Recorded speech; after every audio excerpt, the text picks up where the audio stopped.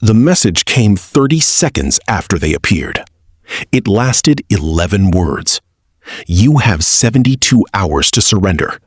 After that, we will not ask. The United Nations Emergency Council met within the hour. They reviewed 17 prepared response protocols. Then they closed the folder and called Dr. Mae Okafor, who was at that moment cleaning a research laboratory in sublevel 4 of a facility that did not officially exist. Mae set down her mop, looked at her phone, said 3 words. About time then. The Vrath Dominion had conquered 43 civilizations. This was not their highest number. Admiral Sorvek had served under commanders who claimed 60, 70. One legendary campaign that supposedly ended with a species simply choosing to stop existing rather than face another generation under Dominion rule. Sorvek did not exaggerate. He documented.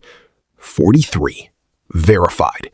Each one cataloged in the Dominion's central archive with full records of resistance offered, duration of conflict, casualties sustained, and most importantly, what lesson each species had provided.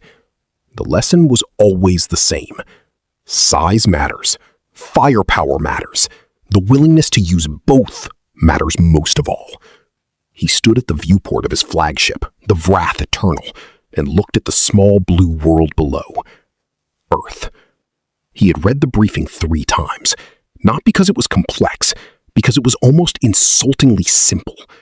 One inhabited world, one moon with some infrastructure, a handful of orbital stations, a small collection of vessels that his fleet could have dismantled before breakfast.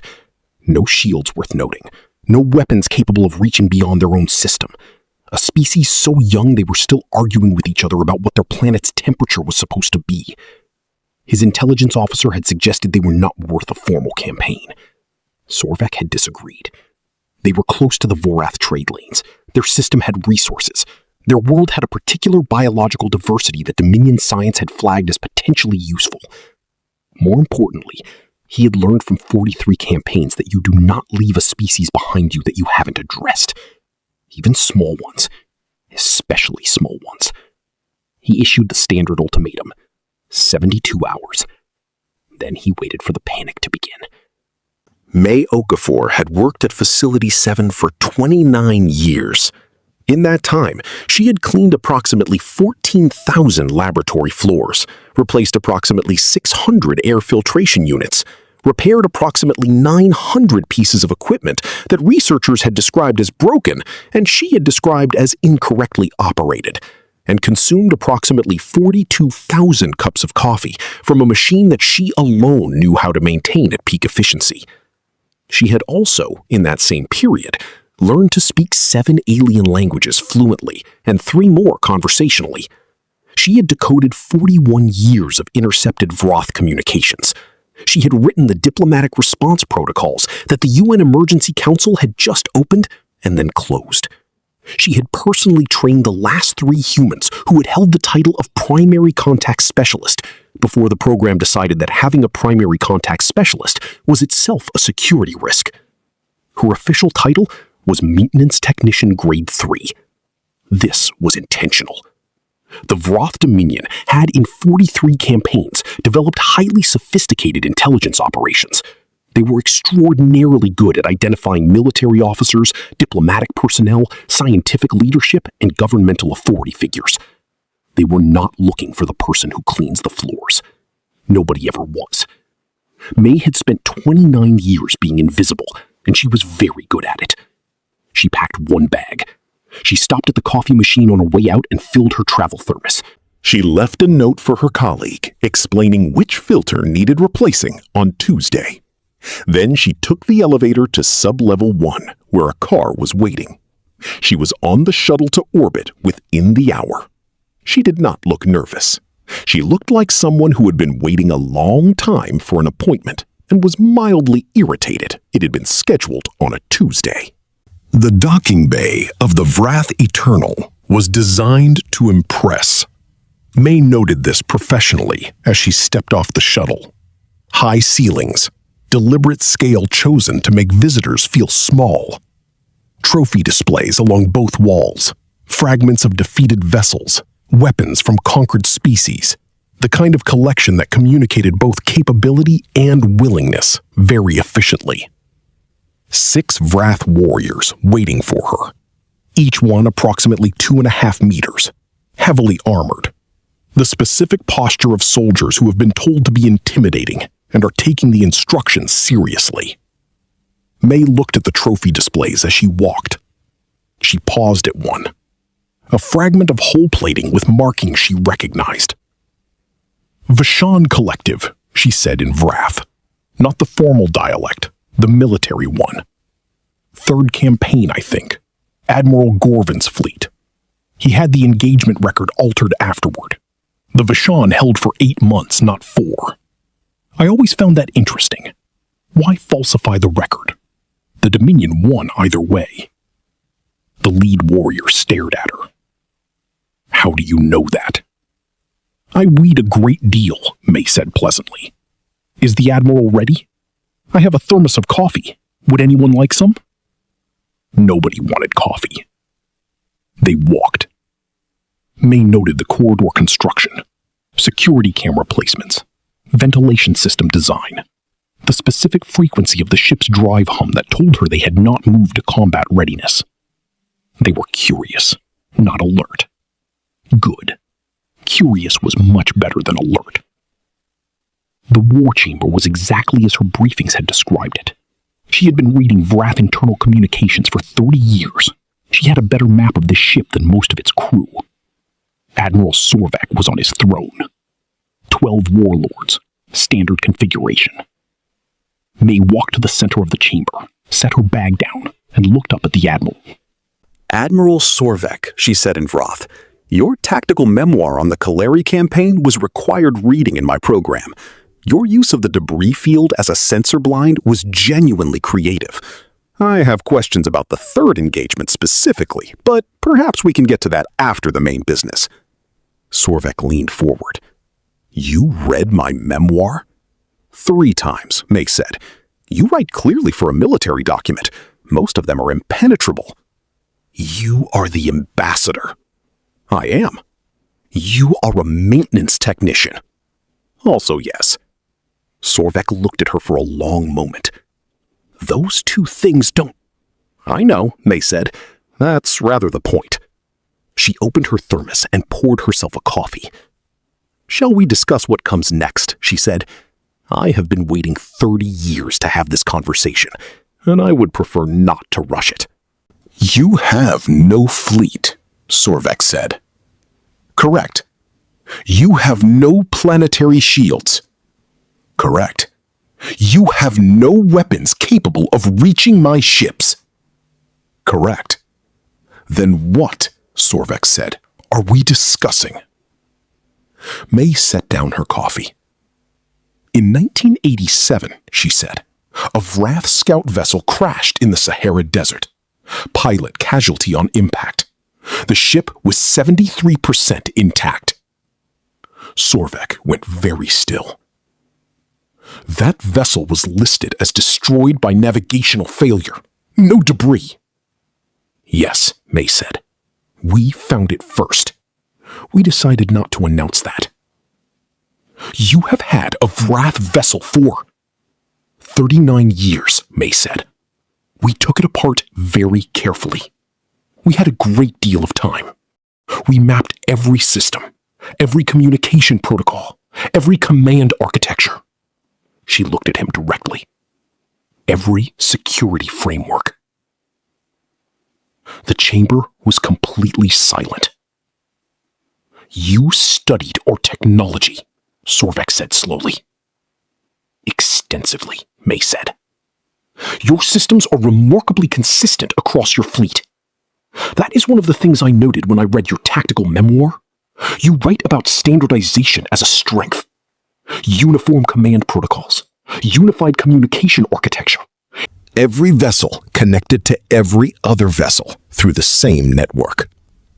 She reached into her bag, removed a small device, smooth, dark, the size of a human fist. It hummed very quietly. It is a strength, Mae said. It makes your fleet extraordinarily efficient. It also means that if someone had 39 years to study your systems and develop a signal that could speak to every ship in your network simultaneously using your own command language, she looked at the device. You would have no way to know it was happening until it was done. Sorvek looked at the device, then at his command console. The first red light had already begun to blink. It took 11 minutes. 14,000 warships, all of them connected through the same network, all of them receiving the same signal from Mae's device, which had been broadcasting from the moment she stepped onto the ship, using the Vrath Eternal's own communication relays to carry itself to every vessel in the fleet. The signal was a command code, written in Vrath military language, authenticated with security keys that had taken 11 years to derive from the scout ship's systems. The command was simple. Standby mode. Await further instruction. Not destroy, not damage, not harm a single Vrath crew member. Just stop. Sorvek watched his fleet go dark on the main display. One by one, then dozens, then hundreds. 14,000 lights going out. He stood. What have you done? I have put your fleet in standby, Mae said. Nobody is hurt. Life support is on its own circuit. I was very careful about that. Your crews are perfectly safe. They simply have no engines, no weapons, no shields, and no communication until I send the release code. Impossible, Sorvek said. Our security was designed to stop enemies with your level of technology or below, Mae said. You never considered that a species you hadn't noticed yet might have been studying you for 40 years. She picked up her coffee. That is the interesting thing about being underestimated, Admiral. People stop watching you. Sorvek's hand moved to his weapon. Mae didn't move. The weapon didn't activate. Your sidearm is part of the system too, she said. I am sorry. It was necessary. Sorvek was still for a long time. The warlords around him were still.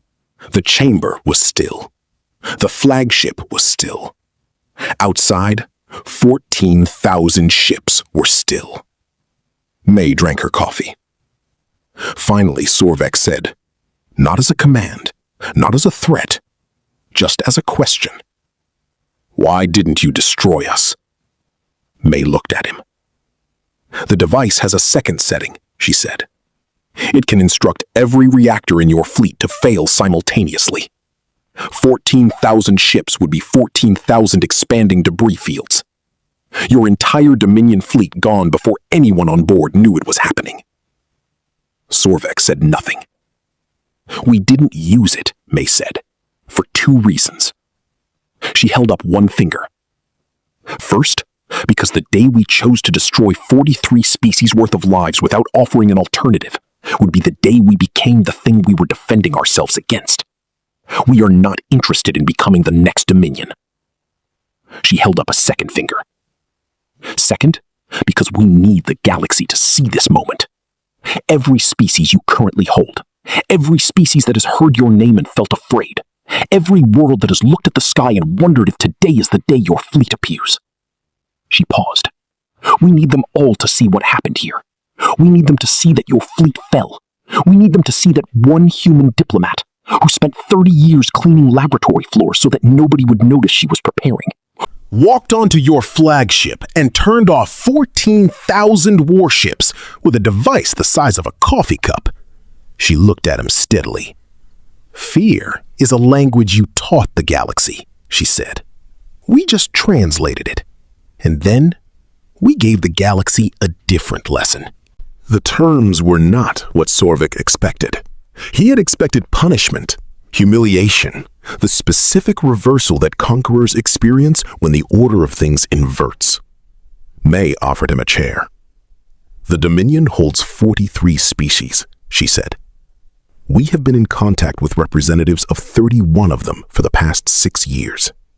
They are aware of what is happening today. They are prepared to govern themselves. We will not govern them. Earth has no interest in empire. Then what do you want?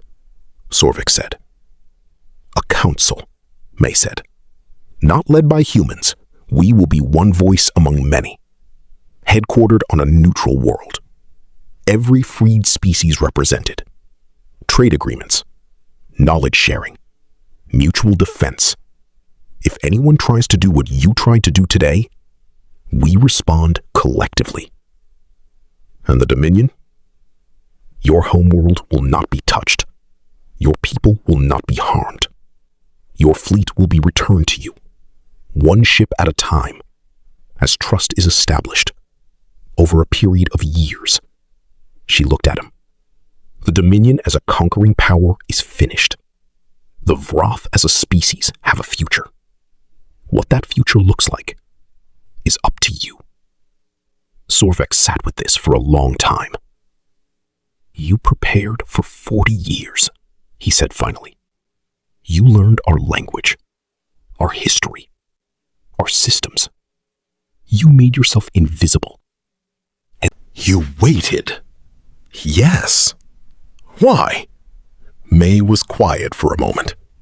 She thought about 30 years of cleaned laboratory floors, of intercepted signals decoded alone at 3 a.m, of language patterns memorized from recordings that nobody else could interpret, of a program that had no name and no budget line, and no official existence, of all the people who had spent their careers in that same invisible work and hadn't lived to see today. Because, she said, we were not going to let you take our home. But you could have fought us earlier, prepared a fleet, announced yourselves. Yes, Mae said, and you would have come with twice the ships. 20 times. You would have come the moment you knew we were a threat. By being nothing. By being a small blue planet with a janitor. We got to choose when this happened. On our terms. When we were ready. She paused. Patience is not weakness, Admiral. Sometimes patience is the most dangerous weapon available. Sorvik looked at her. At the small woman with the thermos of coffee who had just dismantled 43 campaigns of conquest with a device the size of a coffee cup.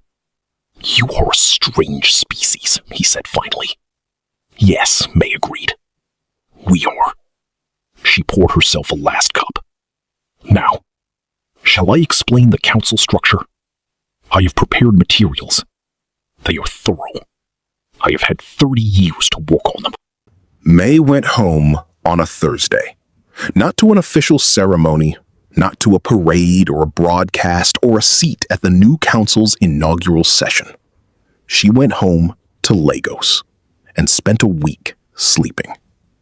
Then she went back to Facility 7. The laboratory floors needed cleaning. Nobody had maintained the coffee machine properly in her absence, and it took 3 hours to recalibrate. She left a note for the new maintenance technician about the air filtration unit on sublevel 3. Then she went home. Her sister called that evening.